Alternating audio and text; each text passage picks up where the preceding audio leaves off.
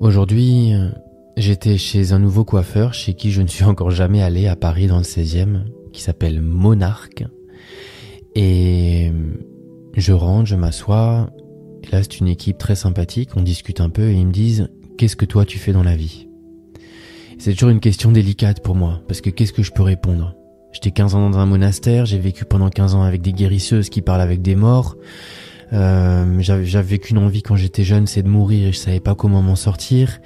Dans l'ashram où je suis arrivé, le monastère où j'ai vécu, on m'a appris à arrêter de réfléchir, faire ce qu'on appelle l'expérience de la mort.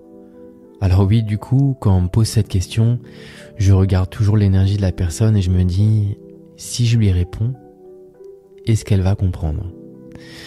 Et là, c'était une équipe de jeunes très sympathiques. Et je leur dis, bon ben voilà, je suis un peu sur les réseaux sociaux et j'aide les gens à transformer leur souffrance intérieure et à arrêter de réfléchir, à calmer la compulsivité à réfléchir tout le temps en mode automatique. Et là, à ma grande surprise, tous ces jeunes coiffeurs qui étaient là me disent « Ah purée, mais moi je réfléchis tout le temps. Et je me disais que c'est un problème parce que le soir j'ai du mal à m'endormir. Mon neveu à moi m'a déjà dit la même chose alors qu'il a à peine 17 ans.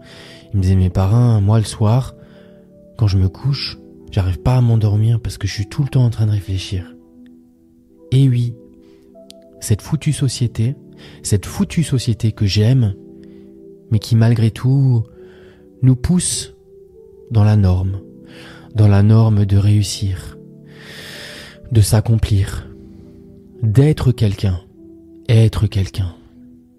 Toutes ces normes sociétales qui nous disent « Mais qu'est-ce que tu fais dans la vie ? D'où est-ce que tu viens ? Est-ce que tu as réussi ? Quelle est ton abondance ? Est-ce que tu es en couple ?»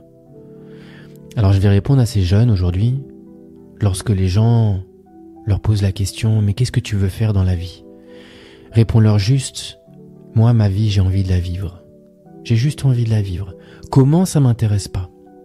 Mais j'ai juste envie de la vivre.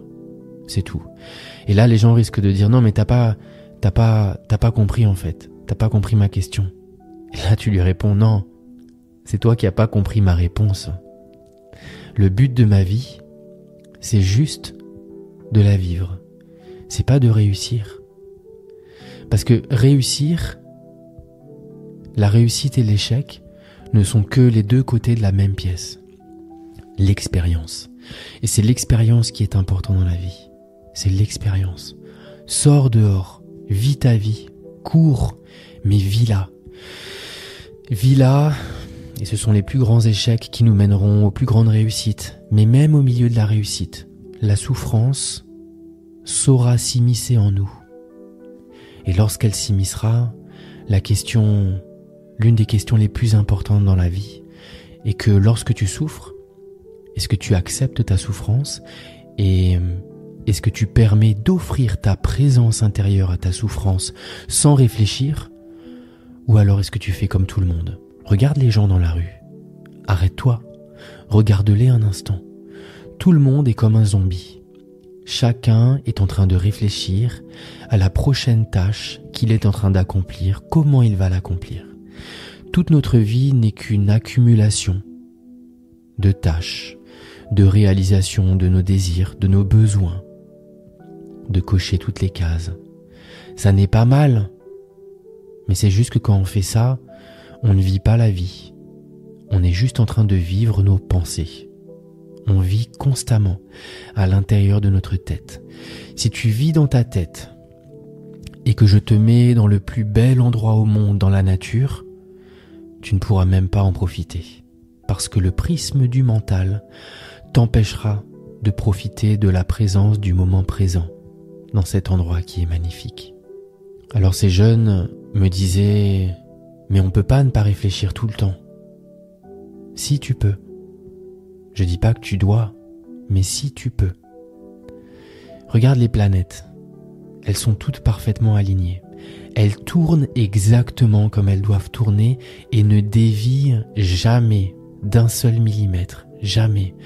La Terre, les étoiles, le Soleil, absolument tout. Tout est parfaitement orchestré. Absolument tout. Est-ce qu'il y a une réflexion mentale derrière l'organisation parfaite de tout ça?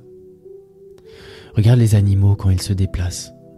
Quand un petit oiseau est en train de migrer d'un continent à un autre, est-ce que tu crois franchement qu'il est en train de réfléchir pour se dire, allez, gauche et dans 3 km à droite et dans 2 km à gauche? Non.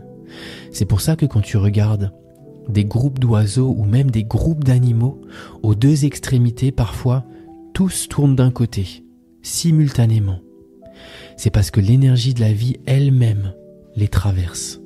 Ça, c'est l'intuition. Lorsque tu es décalibré de cette compulsivité à réfléchir tout le temps, mais que tu es conscient, parce que des fois tu réfléchis pas, mais tu es complètement hypnotisé, t'es pas là. Moi, je te parle de ne pas réfléchir et d'être en pleine conscience. Dans la pleine conscience de cette absence de pensée, tu te reconnectes complètement avec cette intuition de la vie. Et au même titre que les animaux se déplacent sur des milliers et des milliers et des milliers de kilomètres sans jamais réfléchir, mais juste en suivant cette même énergie qui organise l'alignement de manière parfaite de toutes les planètes, toi aussi, la vie te guide avec une magnificence que le mental et les pensées ne peuvent pas comprendre. Et alors, ce chemin auquel tu as toujours aspiré, où est-ce que je dois aller ? Qu'est-ce que je dois faire ? Comment je vais réussir ? Ce chemin devient naturel, sans effort de savoir comment y arriver. Mais sache aussi que la personne qui est en toi et qui souhaite réussir, cette personne qui se dit « Est-ce que je vais y arriver ? Est-ce que je vais pas y arriver ?» Cette personne-là, lorsque tu ne réfléchis plus mais que tu es pleinement conscient, elle n'existe plus non plus. Alors certes, ta reconnexion avec ton intuition, de par ton décalibrage de ta compulsivité à réfléchir tout le temps, je te le répète, j'avoue que c'était un peu balèze, même pour moi. Ça sort de ma tête, en fait, de ma bouche, c'est pas du tout organisé. Quand tu es recalibré avec ton intuition, avec cette dimension en toi où tu es conscient mais tu ne réfléchis pas, et tu es conscient que tu ne réfléchis pas, cette intuition-là, cette guidance, te mettra sur le chemin que tu as toujours tellement cherché avec tes pensées. Où est-ce que je dois aller ? Comment est-ce que je dois y aller ? Comment est-ce que je peux y arriver ?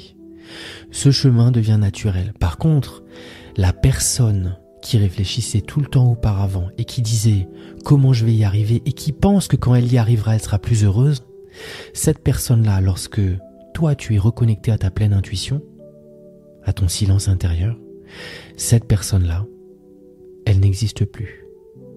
La notion d'échec, la notion d'accomplissement n'existe plus. Je sais que ça peut faire peur, alors on doit se dire « mais à quoi bon ? À quoi bon ?»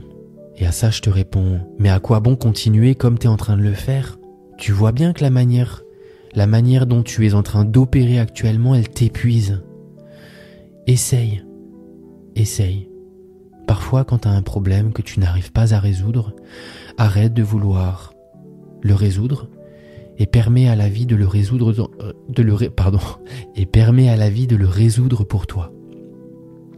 Mais pour ça, tu dois trouver la paix intérieure. Tu dois comprendre ce que ça veut dire de trouver la paix au milieu du chaos. Ça, c'est le but. Trouver la paix intérieure qui est immuable, stable, intouchable, au milieu même de ce que l'on appelle l'apocalypse, au milieu même de ce que l'on appelle le Big Bang, au milieu même de ce que l'on appelle le chaos intérieur. Quand cette stabilité tu l'as trouvée, cette paix intérieure, tu es en train de te reconnecter avec la raison même pour laquelle tu es venu sur cette belle petite terre, pour tout simplement être qui toi tu es, sans ton mental, sans tes pensées, juste toi-même. Essaye.